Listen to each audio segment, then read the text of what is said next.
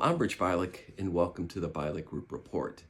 One of the tools I like to deploy in my work is a SWOT analysis: strength, weaknesses, opportunities, and threats. And I'd like to do a very quick one today on Visa and Mastercard and how that applies to African Fintech. They have strengths: strong global brands, a global network, strong financial statements. That's all very good.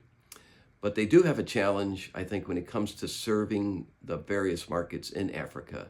Two things come to mind. One is pricing, particularly in domestic markets, where you have competitors that are sometimes very innovative fintechs or governments that have set up local switches that make it very hard, almost impossible for those networks to compete for domestic transactions. I think the other issue is how Visa and Mastercard make that last mile connection. They have very excellent strategies, strong capabilities, but how do they land it?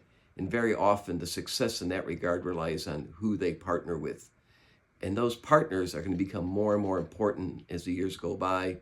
And very much, I think, will have to involve fintechs. Both MasterCard and Visa are investing more and more in fintechs. And I think those results are promising. What you'll also see is both companies playing to their strengths. While they may have a disadvantage in domestic transactions, if you're crossing borders and changing currency, that's a real strength for Visa and MasterCard. But again, they're going to need those local connections to help them connect that last mile and bring in those customers that'll bring in the transactions that really power those networks. And that's where I'd leave off, that when it comes down to it, what the model is for both Visa and MasterCard is a network business model.